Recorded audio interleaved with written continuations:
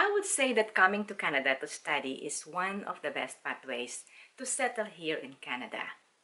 Why? First, while studying, you're allowed to work on part-time basis, meaning you are studying and making some money at the same time. Number two, you can bring along with you your spouse and your kids. Your spouse can work and your kids can go to school for free. Number three, you will be able to gain a world-class education, which means you'll be more competitive in the Canadian labor market. And it also means that you'll get more access, better access to your pathway to becoming a permanent resident and eventually a Canadian citizen.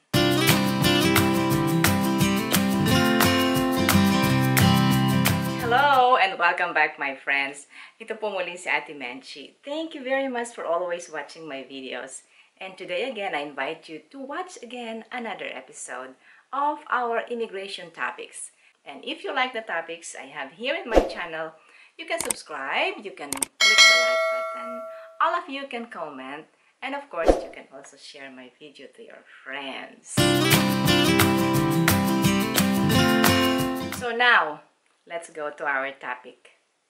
Alam po ba ninyo na in 2021, there were 450,000 international students who came to Canada. Ganyan karami. Halos kalahating milyon sa loob lang ng isang taon. And if you are thinking of coming here to study, you are in the right track, my friends. Because Canada is so generous. Canada lets you to bring along with you your husband, your kids, or even your common law partner. And both of you can work while studying. You are working on part-time if you like, and your spouse will be given a work permit to work in any kind of work that he likes, and your kids can go and study in the schools here, in the public schools here, for free. Isn't that wonderful? Well, you can opt if you would like to leave behind your kids. This is also one way of assuring the immigration that you are going back to your country as soon as you finish your education. But you know, as a mom or as a dad, you can decide to bring them along. Why not? Anyway, they'll be getting free education here in Canada. So guys, I hope you are now getting the picture of why I said that coming to Canada as a student or as an international student is a very, very good pathway of settling here in Canada. So today, I'm giving you some basic information about getting a study permit here in Canada. We will have more videos about other details. There's so many things to explore about this. Now, let's talk about the process of applying for a study permit. There are only two basic steps, main steps. 1, register in a school. Number 2, apply for your study permit. And that's it. Just like that. Do you think so? Well, my dear friends, hindi po ganun kasimple. The process is quite long. And you have to be ready, you have to be prepared, mentally, physically, financially. So maybe you're asking, gaano kaya katagal? How long will be the process if I plan now, or if I start planning now, to go to Canada as international student?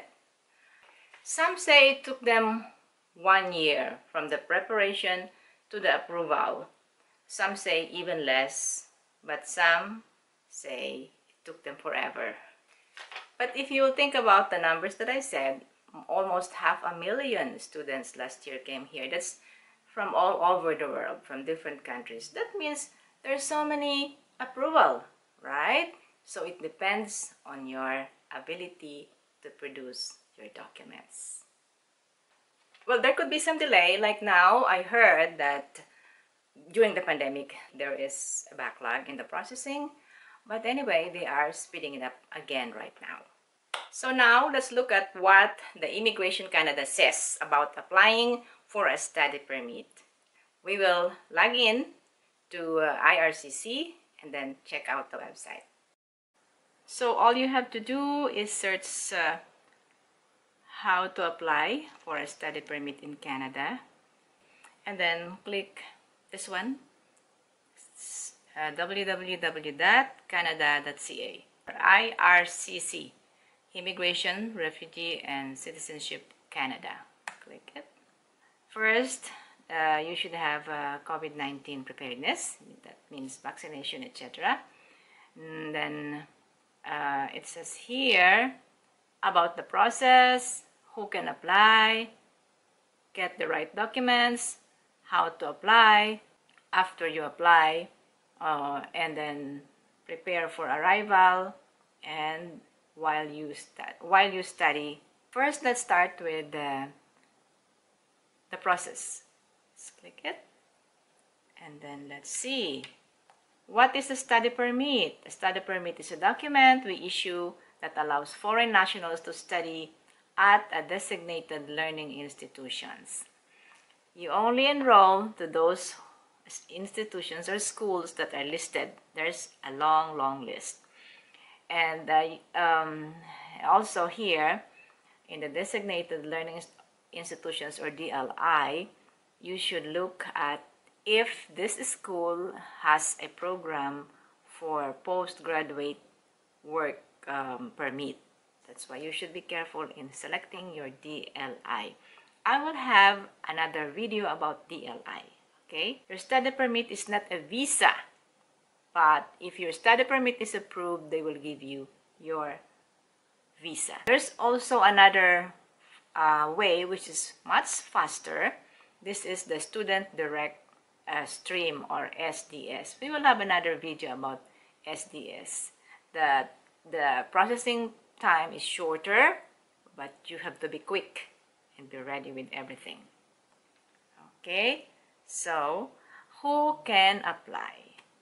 Eligibility requirements. You can come to Canada to study if vaccination, okay, you know that, and then enrolled at a DLI. What does it mean? You should be enrolled at a DLI. What does it mean? It means you have enrolled already in a school, and enrolling is quite a long process too. First of all, you have to select the school here in Canada. That's why there's a list of DLI. And then after choosing your school, you need to find out their requirements, the English test that they require.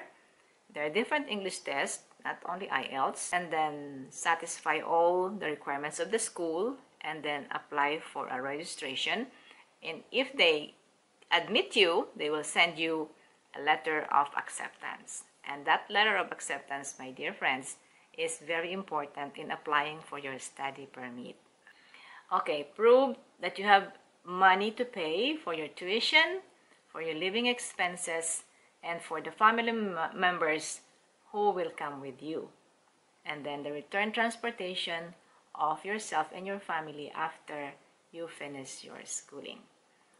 Obey the law, no criminal record. That's why you have to get your police certificate or police clearance. NBI clearance in the Philippines, that's what it is. And you should have your medical exam. And then you have to prove to the officer of the immigration when you arrive at the airport that you will be leaving on the date that is specified. That's why you should have your return ticket. Here also listed are your responsibilities in living here and studying here in Canada, which are all for your own reading. You need these documents to apply for a study permit. Proof of acceptance from your school, proof of identity, your passport, birth certificate, and everything else. Proof of financial support. Financial support could be coming from yourself, your parents, or your relatives staying in Canada. Proof of financial support. You must prove that you can support yourself and your family members coming with you. You can prove your funds with proof of Canadian bank account in your name if you have transferred money to Canada. It could be a GIC or a guaranteed investment certificate from any Canadian banks. Proof of a student education loan. Your bank statement for the past 4 months, wherever you are. A bank draft that can be converted to Canadian dollars. proof of paid tuition fee and housing, apartment, or if you have a family who will be supporting you, then that family member should give a statement or a letter saying that he or she will be accommodating you for free or whatever. A letter from the person or the school giving you money in case, and proof of funding paid from within Canada if you have a scholarship. You have to get only that applies to you. Minimum funds needed to support yourself as a student. Okay, let's go. This is very important, my friends. Okay, for yourself as a student, you will need 10,000 Canadian dollars. So if you're in the Philippines, one Canadian dollar is equal to 40 pesos, Philippine pesos. Your tuition is not included here, only your living expenses. So for yourself, you need 10,000 Canadian dollars.